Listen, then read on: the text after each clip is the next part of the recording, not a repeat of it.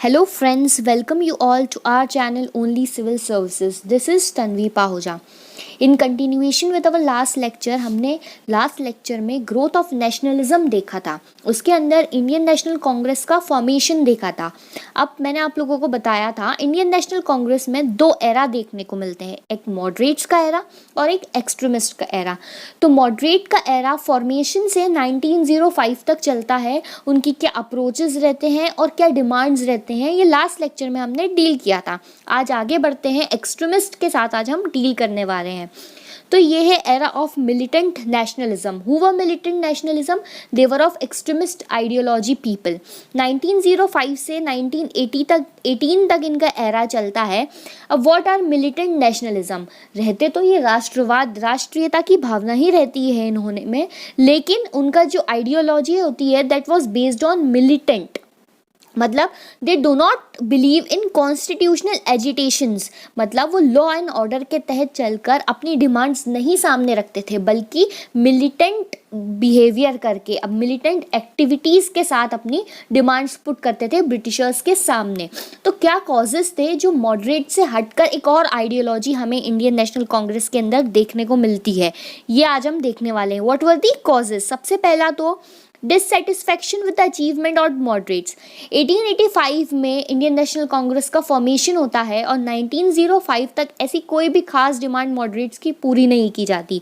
तो ये जो अचीवमेंट्स थी मॉडरेट्स की, वो कुछ खास ना होने की वजह से जो लोग रहते हैं उन्हीं नेशनल कांग्रेस के अंदर ही उनकी आइडियोलॉजी जो है वो चेंज हो जाती है, या जो यूथ्स रहते हैं, यूथ रहती है इंडिया की, उनकी आइडियोलॉजी डिफरेंट नज़र आती है।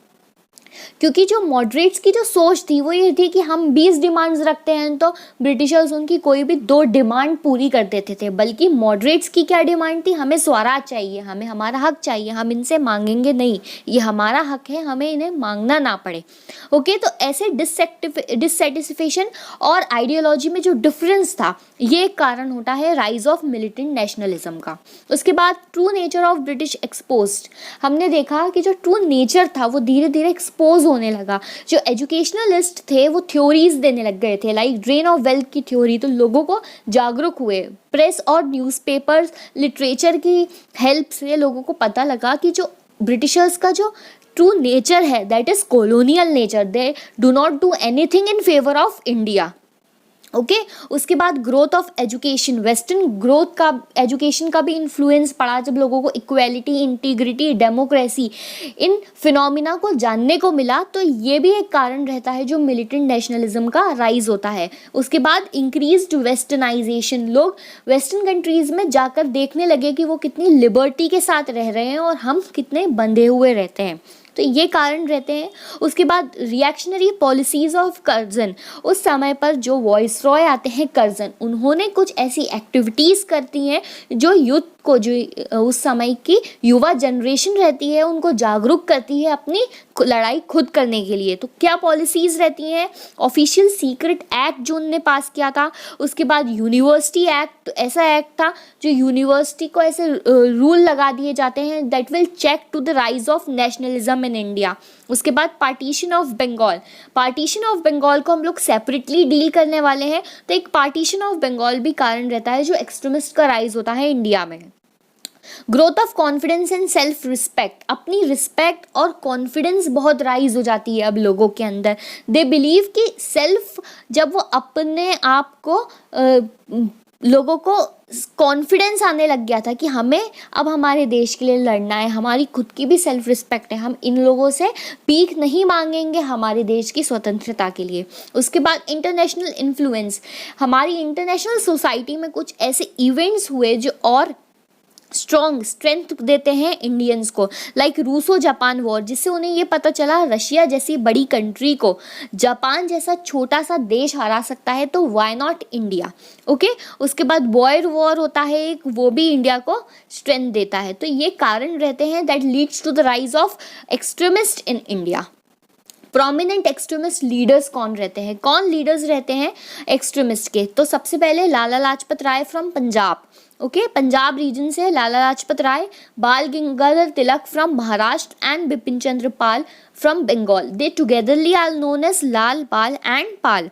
ओके, लाला लाजपत राय को पंजाब केसरी के नाम से भी जाना जाता है और बाल गंगाधर तिलक को लोकमान्य तिलक के नाम से। ये चीज़ें बहुत फैक्ट में प्रीलिम्स में यूजुअली आ जाती हैं, तो ये चीज़ें आप लोग याद रखिए।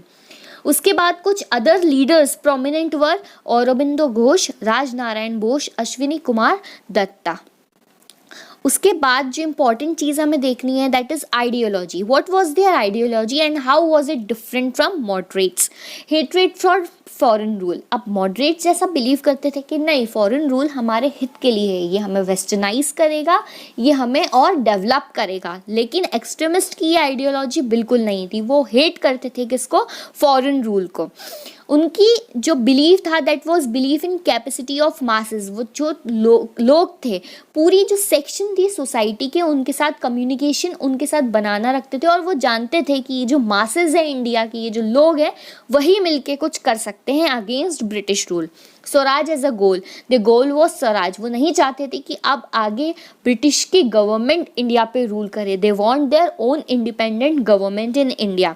अब स्वराज जो है, इस टर्म को हमेशा मिसगाइड किया जाता है, लाइक पूरी इंडिपेंडेंस सोचते हैं लोग स्वराज को। नहीं, it was self government. Swaraj was self government, formation of self government. उसके बाद advocacy of direct and political action and self sacrifice. उनके अंदर ये भावना थी कि हम देश के लिए अपनी जान भी दे देंगे पर कुछ करके रहेंगे। उसके बाद पॉलिटिकल कुछ एक्शन लेंगे। सिर्फ एजिटेशन में बिलीव नहीं करते थे वो, जो मॉडरेट्स करते थे। उसके बाद हमें ये देखना है कि किस तरीके से मॉडरेट्स और एक्सट्रीमिस्ट्स के चलते एक मूवमेंट स्टार्ट हुआ था। स्वदेशी मूवमेंट 1905 से 1908 तक ये चला था। लेकिन इससे पहले कि हम स्वदेशी मूवमेंट को पढ़ना स्टार्ट करें, तो उसका मेन कारण, जो मेन रीज़न रहता है स्वदेशी मूवमेंट स्टार्ट करने का, that was partition of Bengal.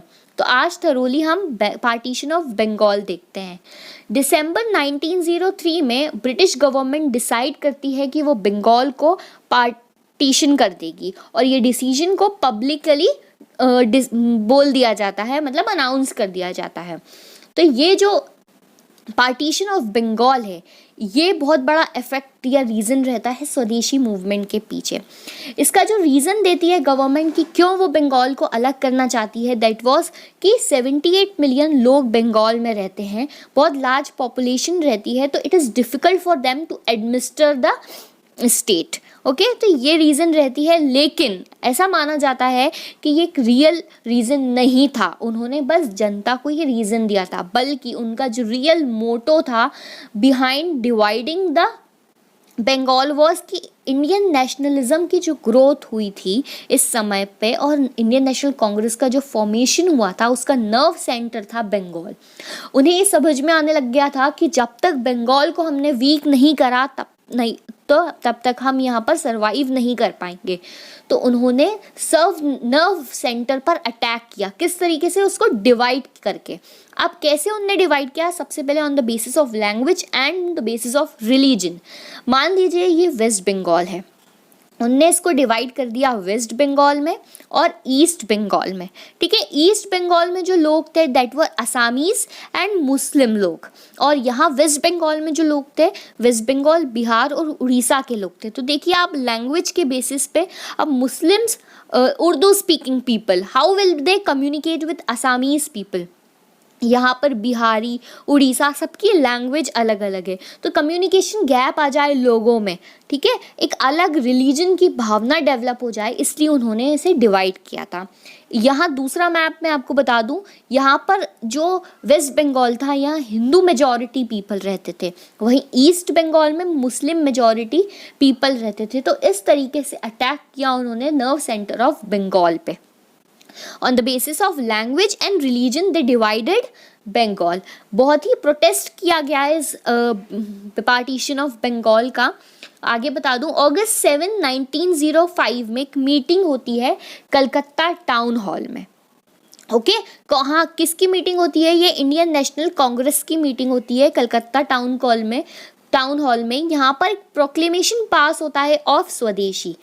हम डिसाइड करते हैं कि हम स्वदेशी मूवमेंट स्टार्ट करेंगे और मेड और बॉयकॉट का रिजोल्यूशन पास करते हैं। किसे बॉयकॉट करेंगे? ये ब्रिटिश गवर्नमेंट को बॉयकॉट, ब्रिटिश की चीज़ों को, गुड्स, जो मैन्युफैक्चर्ड गुड्स आते थे उनको बॉयकॉट करेंगे, ये पास किया गया।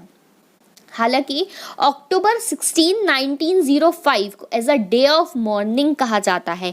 क्यों? क्योंकि फॉर्मल पार्टीशन जो था वो अनाउंस किया गया था ऑन अक्टूबर 16, 1905। तो इस तरीके से बंगाल जो है उसको डिवाइड किया गया और Swadeshi movement was in response of this partition of Bengal. Next lecture में हम स्वदेशी मूवमेंट को कंटिन्यू करेंगे। यहाँ हमने देख लिया कि कहाँ से स्वदेशी मूवमेंट का रिजोल्यूशन पास होता है। नेक्स्ट लेक्चर में हमें देखना है किस तरीके से मॉडरेट स्वदेशी मूवमेंट को कैंपेन करते हैं। उसके बाद जो लीडरशिप है 1907 में वो एक्सट्रीमिस्ट के पास चली जाती है, वो इसे कंटिन्यू करते हैं और फाइनली जो ये पार्टीशन ऑफ बंगाल है ये एन्यूल हो जाता है, ख़त्म हो जाता है। तो आगे के लेक्चर के लिए stay connected with me, do like, share and comment on my video, subscribe our channel that is only civil services. Thank you.